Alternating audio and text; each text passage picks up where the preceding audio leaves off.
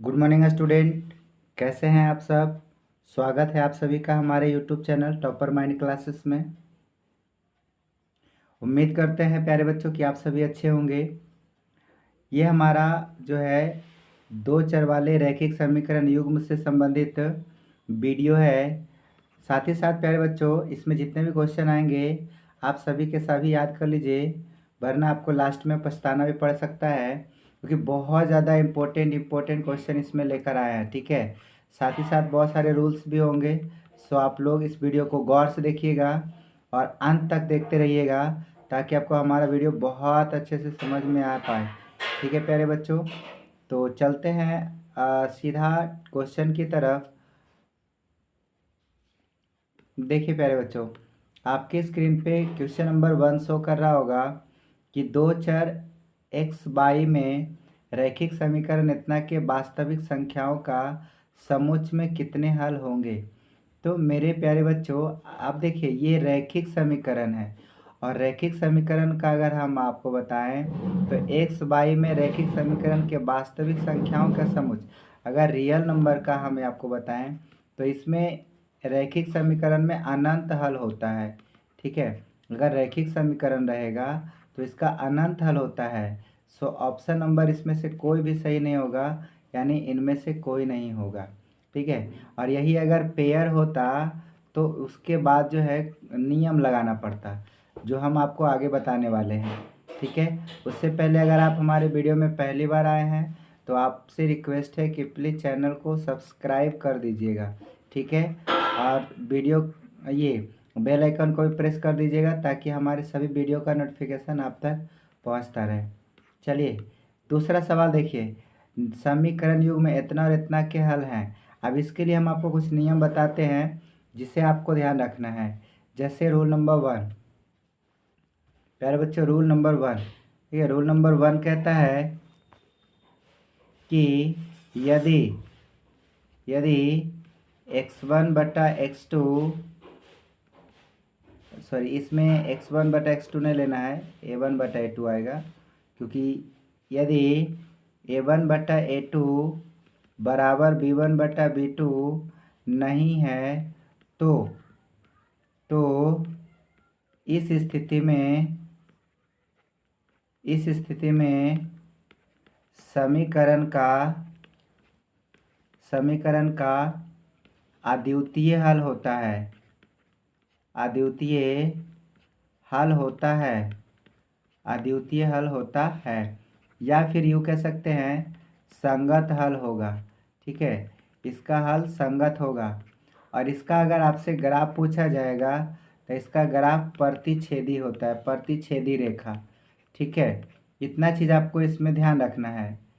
और दूसरा जो है, यदि a1 बटा a2 बराबर b1 बटा b2 बराबर c1 बटा c2 रहता है, तो इस स्थिति में है ना समीकरण का अनेक हल होता है। समीकरण का अनेक हल होता है।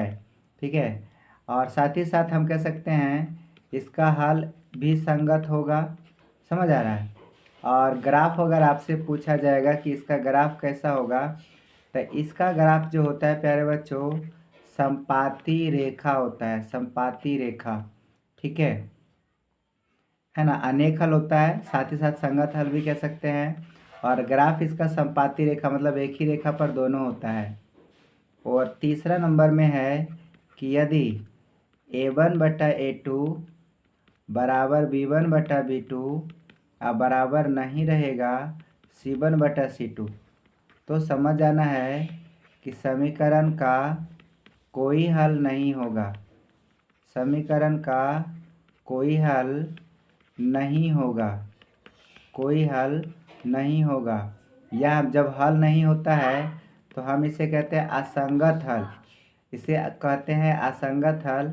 और इसका जो ग्राफ होता है, ठीक है, इसका जो ग्राफ होता है वो समांतर रेखा होती है। समांतर रेखा का मतलब होता है एक दूसरे को कभी नहीं काटेगी, ऐसे। ठीक है, क्लियर हो गया। तो इसका प्रतिच्छेदी यानी इस तरह से होता है, इसका संपाती यानी एक ही रेखा पर दोनों, और इसका जो है समांतर होता है। ये नियम याद कर लीजिएगा, अभी आगे ये पूरा आने वाला है। सो इसी नियम को हम अप्लाई करेंगे और पूरा समीकरण को हल करने का प्रयास करेंगे, ठीक है। चलिए, तो अभी जो आपके सामने सवाल था इसको रीड करिए। कहता है इसमें से जो हल कैसा होगा चेक करना होता है। चेक करिए, लिखा हुआ है एक्स प्लस 2y+5 बराबर 0, है ना। और दूसरा लिखा हुआ है, कितना लिखा हुआ है प्यारे बच्चों, तो -3x-6y अब +1 बराबर 0। यहाँ देखिए a1 की जगह कितना है 1, b1 की जगह कितना है 2 और c1 की जगह 5। यहाँ a2 की जगह कितना है -3 और b2 की जगह -6 और c2 की जगह पर 1। अब यहाँ से निकालिए a1/a2 निकालिएगा। आप देखिए 1/-3 हो जाएगा।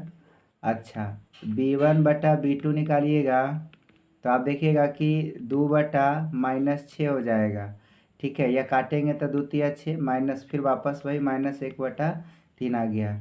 और c1/c2 निकालेंगे, c1/c2 तो देखिए लिखा हुआ है 5 इधर हो जाएगा 1। ये बराबर नहीं ना आया, यानी a1/a2 बराबर b1/b2 बराबर नहीं रहा c1/c2, ये यहाँ पर आ रहा है। अब आप इस हिसाब से देखोगे तो पिछले वाला अभी जो बताए हैं कि अगर a1/a2 बराबर b1/b2 बराबर नहीं रहता है तो इसका हल होता है जी, नहीं, इसका कोई हल नहीं होता है, या असंगत हल कह सकते हैं। तो आप इसमें जाकर देखिए कि इसमें क्या होगा, अद्वितीय नहीं होगा, अनंत हल नहीं होगा, कोई हल नहीं होगा। Option number C is correct answer. Clear है। चलिए, दूसरा नंबर के बाद तीसरा, दो चर में दो एक घातीय समीकरणों का ग्राफ यदि प्रतिच्छेदी रेखा है। देखिए 1 नंबर वाला नियम लग रहा है, प्रतिच्छेदी रेखा है तो हलों की संख्या केवल 1 होता है। अगर प्रतिच्छेदी हल होगा तो समझ जाना है कि अद्वितीय हल होता है, या कह सकते हैं केवल एक हल होता है, ठीक है। केवल एक हल होता है, इस बात पर आपको ध्यान रखना है। चलिए, इसी तरह से चौथा नंबर का रैखिक समीकरण युग में इतना और इतना क्या है, ये भी चेक करना होता है। देखिए यहाँ a1 की जगह कितना है 1, और यहाँ पर देखिए b1 की जगह 3 और c1 की जगह कितना है प्यारे बच्चों -4।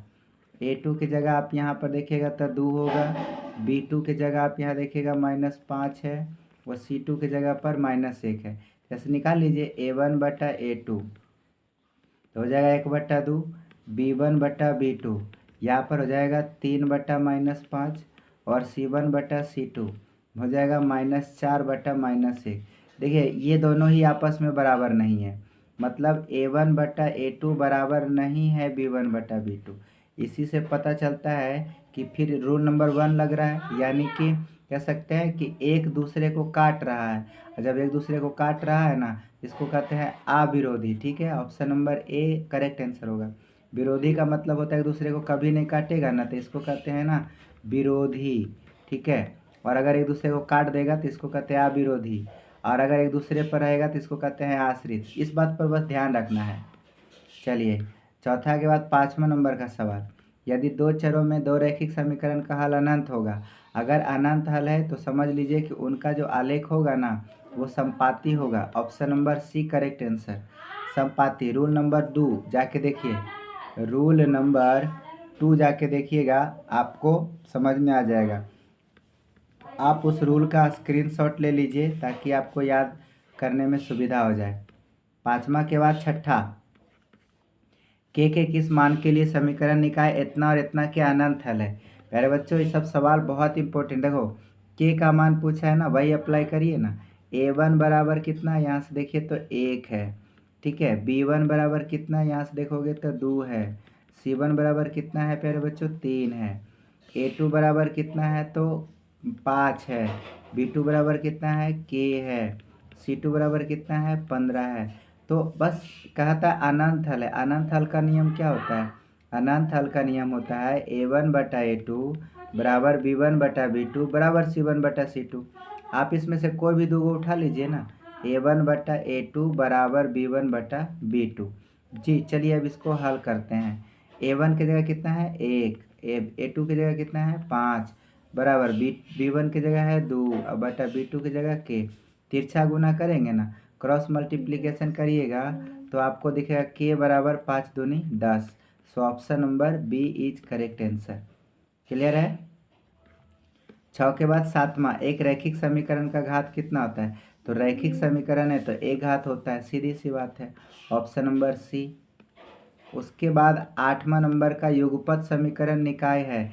अच्छा ये बताइए, इसका हल पूछ रहा है कि कैसा हल होगा, संगत, असंगत, अद्वितीय या अपरिमित। अपरिमित रूप से अनेक हल है, तो आप चेक करिए ना। यहाँ पर देखिए हम डायरेक्ट कर लेते हैं, 2/4, 2/4 है ना, बराबर क्या, देखिए 3/6, 3/6 बराबर, या देखिए 5/9।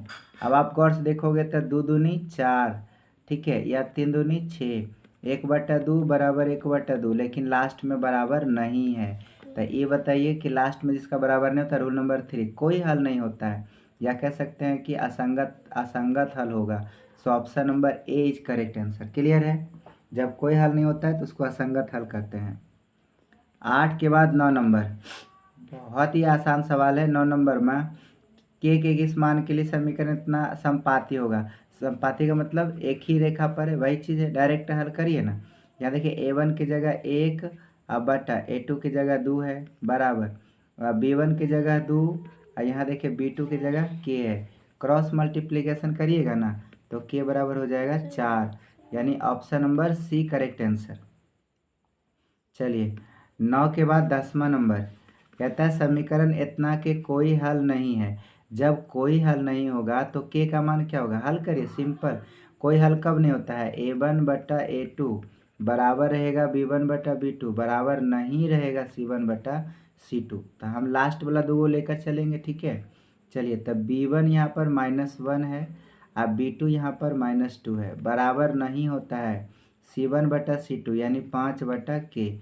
तिरछा तिरछा गुना करेंगे, माइनस माइनस कट गया, 5 एकम 5 बराबर, सॉरी यहाँ पर हो जाएगा, देखिए तिरछा गुना करेंगे तो k कम k बराबर नहीं है, 5 दूना 10। ऑप्शन नंबर देखिए कौन सा मैच करे, k बराबर नहीं है 10, option number C correct answer. ठीक है प्यारे बच्चों, आप लोग अगर वीडियो देख रहे हैं अंत तक तो आप लोग चिंता ना करिए। अगर आप इसका PDF चाहते हैं तो आप हमारे व्हाट्सअप चैनल पर भी ज्वाइन कर सकते हैं, वहाँ पर आपको इसका PDF मिल जाएगा। उसका जो है मोबाइल नंबर हाई कर दीजिएगा 9128281861, इस नंबर पर आपको हाई करना है, वहाँ से इसका PDF मिल जाएगा। क्लियर है। चलिए 10 के बाद 11, 2 4 इतना में अधिकतम कितने हल संभव हो सकते हैं, वही चेक करना है आपको। A1/A2 चेक करिए, तो यहाँ देखिए एक ही चर का समीकरण है, और जब एक ही चर का समीकरण है तो अनगिनत हल होगा। मैंने बोला था ना पहले स्टार्टिंग में क्वेश्चन में, अनंत हल होता है, तो इसका अनगिनत हल संभव होगा। 2 चर में रहता तो हमको चेक करना होता। 11 के बाद 12, समीकरण युग में इतना का है, अब इसमें बताइए कौन सा हल है, तो चेक करिए ना। A1 की जगह 2 और A2 की जगह 4, भी तो वापस वही सवाल लगता है। यहाँ 3 बटा यहाँ 6, यहाँ 5 बटा यहाँ 15। देखिए काटेंगे तो 2 एकम 2, 2 दूनी 4, 3 एकम 3, 3 दूनी 6, 5 एकम 5, 5 दिया 15, 1/2 बराबर 1/2 बराबर नहीं है 1/3। देखिए ये आ रहा है लास्ट वाला रूल, यानी अद्वितीय हल नहीं होगा, अनंत हल नहीं होगा, इसका कोई हल नहीं होगा। Option number C correct answer. ठीक है। रूल सबसे बड़ी चीज़ है, रूल जो आपको स्टार्टिंग में बताए हैं, रूल जो है अच्छा से याद कर ले, यही आपको काम देगा। ठीक है। चलिए 12 के बाद 13 नंबर आइए। कहता है ना यदि रैखिक समीकरण युग्म असंगत है, असंगत एक ही स्थिति में होता है, A1/A2 बराबर B1/B2 और बराबर नहीं रहता है C1/C2, तब तो कहता है उसे निरूपित करने वाली रेखाएं क्या होगी, तो इसका रेखाएं समांतर होती है। सो याद रखिएगा option number A correct answer. ठीक है, रूल नंबर बताया हुआ है, आप रूल में जाके चेक कर सकते हैं। 13 बाद 14, इतना और इतना के हल हैं, फिर से चेक करो, इसमें ना सीधे मान रख के हल करिएगा। ठीक है, x के 2 रखिएगा तो 2 दूना 4, प्लस में 22 की जगह 4 रखिएगा तो 4 दिया 12। देखिए 12 4 16 आता है, यहाँ कितना रहता है 11। सो पहला ऑप्शन तो कट गया। दूसरा में जाइएगा, x की जगह रखेंगे -2 तो माइनस में 4, अब 22 की जगह रखेंगे माइनस में 5 तो -5 दिया 15, हमसे आता है -19, यहाँ लाता है 11, बी कट गया। सी में कहता है माइनस वाला -3 दूना 6, अब प्लस में 3 एकम 3, तो देखिए -6 + 3 कितना आता है -3, यह भी कट गया। लास्ट वाला सही होगा, क्यों? क्योंकि जैसे 3 कट गया तो डी राइट होगा। चेक करिए या ना करिए, हम एक बार चेक करके आपको सेटिस्फाइड कर देते हैं। जैसे 2 × x के जगह -2 रखेंगे, +3 × y की जगह 5 रखेंगे, बराबर हल करेगा तो माइनस में 4 + 5 दिया 15, देखिए 11 आया कि नहीं। सो option number D correct answer. Clear है? ऐसे भी अगर 3 ऑप्शन कट जाए तो डी मार दीजिए, डायरेक्ट आंसर आ जाएगा। 14 के बाद 15 के किस मान के समीकरण निकाय इतना का अनगिनत हल होगा? अनगिनत हल होने के लिए a1/a2 बराबर b1/b2 बराबर c1/c2 नियम लगाइए। चलिए चेक करते हैं। तो a1 की जगह 4 लिखा हुआ है और a2 की जगह पर कितना लिखा हुआ है 2, अब बराबर b1 की जगह k लिखा हुआ है, अब b2 की जगह लिखा हुआ है -4, बस इससे काम हो जाएगा। अब देखिए कटेगा ना, 2 एकम 2, 2 दूनी 4, तिरछा गुना करेंगे k बराबर -4 दूना 8, तो ऑप्शन देखिए कौन सा राइट है? B, option number B correct answer. चलिए 15 के बाद 16 समीकरण निकाय इतना का किस प्रकार का हल संभव है? फिर चेक करना होगा। यहाँ a1 की जगह 5 है और a2 की जगह 6 है। अच्छा, b1 की जगह -3 है, b2 की जगह 1 है, यही बराबर नहीं है, तो इसका मतलब है कि इसका वास्तविक और अद्वितीय हल होगा। Option number A is correct answer, ठीक है। क्योंकि अद्वितीय हल का मतलब है कि इसका यूनिक हल है, तो मैंने रूल नंबर 1 बताया, उस रूल नंबर 1 में चेक कर लीजिएगा।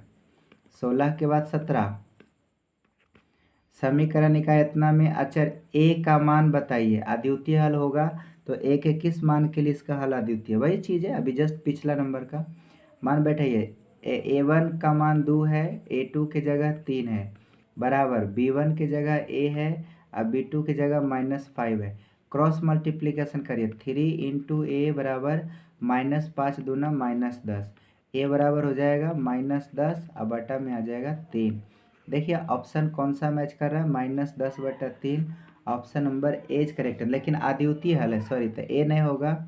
इसलिए ए नहीं होगा क्योंकि यहाँ बराबर नहीं होता है, यहाँ बराबर नहीं होगा, बराबर नहीं होगा। सो आंसर मैच करेगा -10/3 बी नंबर, ठीक है। बी ऑप्शन राइट होगा। क्लियर है प्यारे बच्चों? हाँ, हड़बड़ में ये नहीं मार देना, ए जो मारेगा उसका गलत हो जाएगा। 17 के बाद 18 अब कह रहा है कि समीकरण निकाय इतना का अद्वितीय हल होगा। कब होगा? a1x + b1y + c1, तो ये एक तरह से वही चीज़ दिया हुआ है, डायरेक्ट रूल लिखा हुआ है। तो अद्वितीय हल कब होता है? जब a1/a2 बराबर नहीं होता है b1/b2। चेक करिए ऑप्शन इसमें कौन मैच कर रहा है। तब नहीं बोला तो एगो यही दिख रहा है हमको, सी नंबर ऑप्शन में, ठीक है। a1/a2 बराबर नहीं है b1/b2, ऑप्शन सी करेक्ट है। 18 के बाद 19 नंबर समीकरण इतना में यदि x का 5 है तो y का कितना होगा? ये तो मान रखना है। x की जगह 5 रखेंगे +2y बराबर 9, तो 2y बराबर हो जाएगा 9 - 5, यानी 2y बराबर 4, तो y बराबर कितना हो जाएगा? 4/2, काटेंगे तो 2 दूनी 4 यानी 2 हो जाएगा। तो option number B correct answer हो जाएगा। क्लियर है? उसके बाद 20वां, जब दो चर वाले समीकरण का आलेख संपाती होता है तब अनेक हल होंगे। अच्छा, संपाती होता है तो अनेक हल होंगे। एक मिनट, जब दो चर वाले समीकरणों का आलेख संपाती होता है तब उनके हल होंगे। तरीके सही था, उनके हल होंगे, हम खुद कह रहे हैं आंसर। अनगिनत हल होंगे, अगर संपाती होगा तो अनगिनत हल होगा। क्लियर है प्यारे बच्चों? तो चलिए, आपको कैसा लगा हमारा क्लास? अगर आप लोग को अच्छा लगा class, thanks for watching this video. आपको इस वीडियो को देखने के लिए बहुत बहुत धन्यवाद। आप लोग से रिक्वेस्ट है, प्लीज़ वीडियो को लाइक कर दीजिए, कमेंट कर दीजिए और शेयर कर दीजिए इस वीडियो को अपने दोस्तों के पास, अपने फ्रेंड के पास प्यारे बच्चों। और साथ ही साथ जो बच्चे अभी तक चैनल सब्सक्राइब नहीं किए हैं वो उनसे रिक्वेस्ट है, चैनल ज़रूर सब्सक्राइब कर लीजिएगा, ठीक है। और अपने दोस्तों से भी कराइएगा। इसी तरह का वीडियो पाने के लिए आप लोग हमारे डेली चैनल पर ज्वाइन करिए, टॉपर माइंड क्लासेस। मिलते हैं कल के क्लास में, तब तक बने रहने के लिए धन्यवाद।